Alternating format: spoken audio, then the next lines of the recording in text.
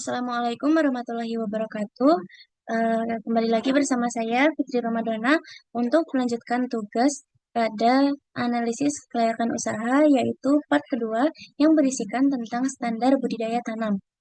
Untuk standar budidaya tanam sendiri yaitu didapatkan tabel yang menggambarkan rincian nilai, satuan, keterangan, dan waktu. Untuk waktunya sendiri yaitu dimulai dari bulan pertama hingga bulan ke-12. Selanjutnya ada beberapa bab atau poin yang bisa kita cari. Yang pertama ada asumsi umum, yang kedua material, yang ketiga harga, keempat biaya variabel, kelima biaya tetap, keenam total biaya produksi, dan yang terakhir adalah hasil panen dari tanaman yang saya fokuskan yaitu adalah pakcoy. Langsung saja pada poin yang pertama yaitu adalah asumsi umum. Untuk B itu menandakan bulan, untuk M menandakan minggu, B1 menandakan bulan ke-1 dan M1 menandakan minggu ke-1.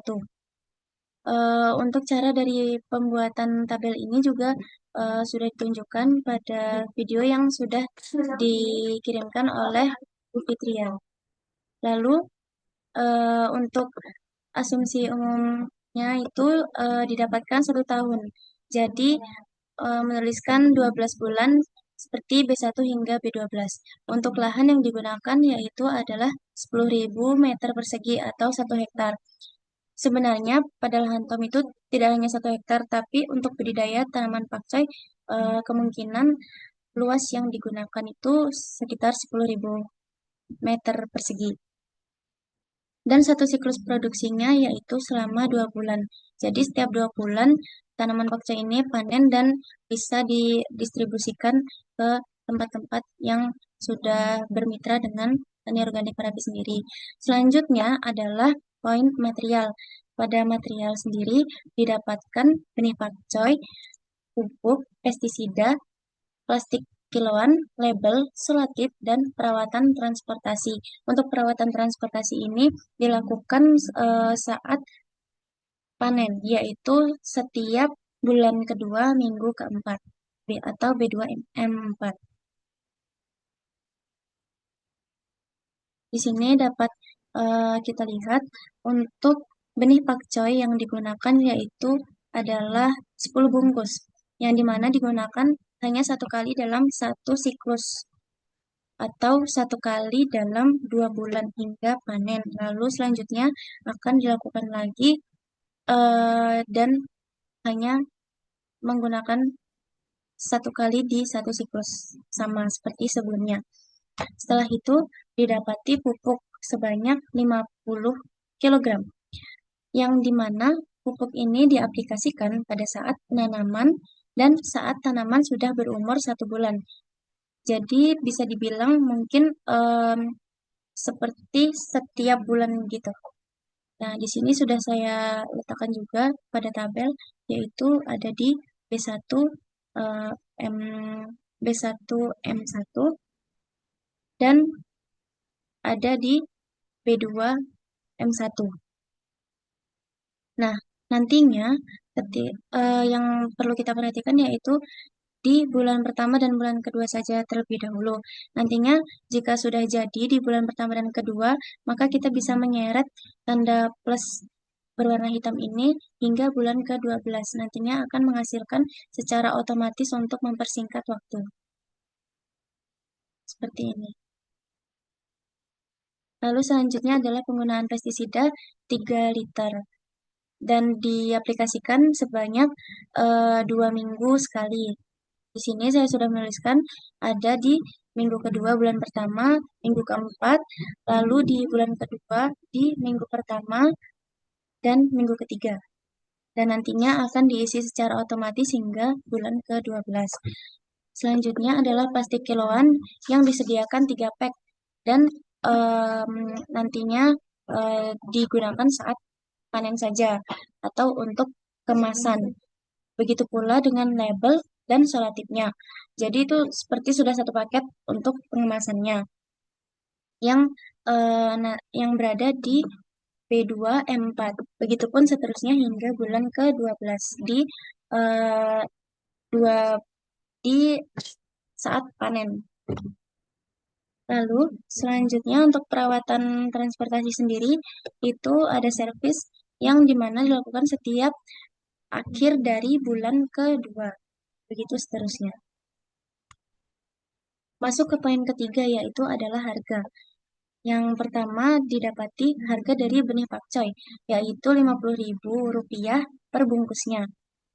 Nah, sama seperti biaya investasi dan penyusutan sebelumnya pada part 1, pada tabel harga ini kita penuhi hingga eh, tidak menyisakan celah satupun. Gunanya agar mempersingkat waktu dan tidak menyusahkan nantinya. Karena kalau misalkan satu-satu, itu nanti akan lebih banyak memakan waktu. Kalau seperti ini, kita hanya perlu mengisi di sini. Nanti di sini tinggal menuliskan sama dengan dan nantinya akan terblok, bisa kita blok dengan tanda plus warna hitam ini ke samping dan ke bawah. Selanjutnya ada harga pupuk yang yaitu 8.000 per kilo, pestisida 30.000 rupiah per liternya, lalu plastik kiloan 10.000 per pack. Selanjutnya ada label 10.000 rupiah per pieces. Selanjutnya solatip yaitu oke, mohon maaf mungkin ini ada kesalahan atau tertukar. Sebentar akan saya ganti terlebih dahulu. Oke, tadi saya sudah mengganti, hanya menukarkan selatip dan labelnya saja. Itu tadi sudah langsung otomatis terganti juga pada poin-poin setelahnya. Untuk harga label sendiri atau stiker untuk sebagai label dari Tom itu harganya Rp50 per pieces, jadi per satu stiker. Selanjutnya adalah perawatan transportasi Rp200.000 per servisnya. Tadi servisnya setiap 2 bulan sekali hitungannya. Selanjutnya adalah poin biaya variabel. Pada poin biaya variabel ini kita sesuaikan dengan keterangan yang ada di material ini. Misalnya pada benih pakcoy. Pada benih pakcoy ini sudah tertuliskan di keterangan bahwa digunakan satu kali dalam satu siklus panen. Berarti hanya digunakan satu kali dan saya memilih pada minggu pertama bulan pertama. Begitu pula nanti akan muncul di bulan ketiga minggu pertama, bulan 5 minggu pertama dan seterusnya hingga bulan ke-11. Kenapa ke-11? Karena eh, untuk apa namanya? Oh, untuk mohon maaf untuk penanaman itu tidak mesti ada di minggu pertama, bulan pertama seperti ini karena akan ada jeda waktu agar tidak menimbulkan hama atau penyakit. Begitu. Jeda waktu 2 minggu, setelah itu baru ditanami lagi. Baik, kembali lagi tadi sampai di benih pakcoy. Ini saya menuliskan di sini benih pakcoy karena menyesuaikan dengan yang ada di atasnya. Di sini. Itu ada 500.000 untuk dalam 2 bulan ini. Selanjutnya, nanti akan tertulis secara otomatis setelah kita menggunakan tanda panah, tanda plus hitam ini. Ini sudah otomatis. Baik, selanjutnya yaitu adalah pupuk. Untuk pupuk ini digunakan pada saat penanaman dan saat tanaman berumur 1 bulan. Nah, di sini diaplikasikan pada bulan pertama, minggu pertama, lalu bulan kedua, minggu pertama juga. Begitupun nanti saat dikonversikan atau disesuaikan itu ditarik kursornya akan menghasilkan yang sama hingga bulan ke-12. Untuk pestisida sendiri digunakan 2 minggu sekali. Di sini saya sudah dengan jelas meletakkan selama 2 minggu sekali. Dan ini juga sudah saling berkaitan satu sama lain. Selanjutnya yaitu ada plastik kiloan, yang dimana plastik kiloan, solatif, dan label, juga perawatan transportasi. Keempat ini berbarengan di sini seperti ini. Setiap bulan genap minggu keempat. Tapi ini tidak mesti. Sebentar, kita bisa lihat dulu. Bergeser ke kanan. Oke, ternyata sudah pasti di situ. Jadi sudah dapat dipastikan. Oke. Selanjutnya adalah mencari biaya tetapnya, yaitu yang pertama adalah gaji karyawan.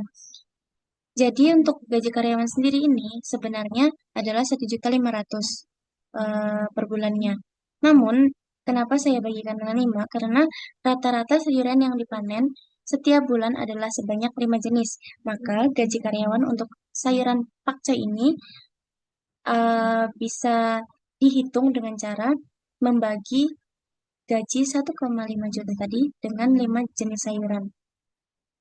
Begitu. Jadi didapat 300.000 per bulannya. Dan akan dikeluarkan pada setiap minggu pertama di setiap bulannya. Untuk listrik sendiri yaitu ada 150.000 per bulan. Di sini juga sama, sudah menggunakan cara yang otomatis hingga bulan ke-12. Begitu pula dengan administrasi dan penyusutan per bulannya. Nah, sebelum lanjut ke poin selanjutnya, kita dapat melihat di belakang sini ada total biaya variabel dalam satu tahunnya.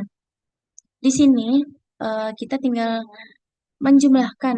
Di sini sudah ada tabel khusus yaitu total per tahun.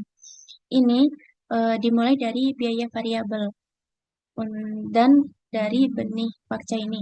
Nah, bisa kita lihat sudah menggunakan sum sama dengan sum, lalu kita blok baris ke-26 dari bulan pertama hingga bulan ke-12 seperti itu, dan seterusnya hingga perawatan transportasi. Untuk menghitung total biaya variabel dalam satu tahunnya sendiri, yaitu bisa dengan sum lalu memblok ini. Nantinya dengan cara sum lalu kita blok dan akan didapatkan seperti ini. Selanjutnya yaitu adalah poin biaya tetap. Tadi sudah saya jelaskan dan sama. Di belakang juga ada total biaya tetap dalam satu tahun seperti total biaya variabel. Dan melakukan cara yang sama. Untuk untuk keterangannya juga sudah jelas kenapa bisa 300.000 per bulan untuk gaji karyawannya. Baik, untuk total biaya produksi sendiri, ini bisa didapat dengan cara mengalihkan, menjumlahkan biaya tetap dengan biaya variabel. Kita bisa mengetikkan sum, lalu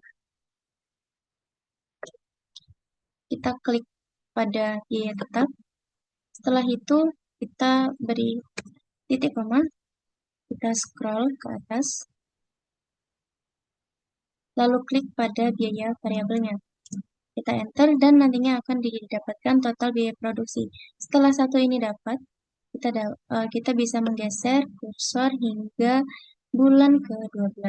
Nantinya akan secara otomatis terisi dan di akhir ini kita menggunakan rumus yang sama yaitu sum seperti pada total per tahun di poin-poin sebelumnya. Baik, yang terakhir adalah hasil panen pakcoy. Untuk satuannya sendiri, saya menggunakan pieces karena di sana dijualnya per pieces, jadi per plastik kiloan itu. dengan harga 3.000 per piecesnya. Di sini dapat dilihat di B2M4 atau saat panennya ya. Ini untuk jumlah panen didapat dari data di tugas sebelumnya, yaitu ada di tugas ini, time value of money kemarin. Di sini saya dapatkan jumlah penjualan per tahunnya, tapi ini bisa juga dihitung sebagai jumlah panennya, karena uh, kurang lebih sama dengan jumlah penjualannya. Untuk itu, saya mencari terlebih dahulu rata-rata dari jumlah terjualnya. Setelah itu, saya bagi dengan 5. Kenapa 5? Karena dalam 1 tahun ini, pakcoy dapat panen sebanyak 5 kali. Bisa kita lihat di atas. Baik, maka dari itu didapat 8.000 pieces dalam setiap bulannya. Setelah itu, untuk harga panen, seperti yang saya sebutkan tadi, untuk cara menghitung penerimaan bisa dengan mengalihkan jumlah panen dengan harga panen. Nantinya akan didapatkan 24 juta. Setelah itu kita isi di 2 bulan ke depannya juga. Dan ini sudah diisi secara otomatis. Sama dengan cara menarik kursor yang nantinya berwarna hitam seperti ini. Nanti kita tarik hingga bulan ke-12 dan akan menghasilkan seperti ini. Lalu bisa kita lihat jumlah panen per tahunnya, yaitu ada 48.000 pieces. Selanjutnya adalah harga panen, yaitu 18.000 per pieces jika ditotal dari bulan 1 hingga bulan 12. Lalu didapati di sini sum untuk penerimaannya, seperti cara di poin-poin sebelumnya.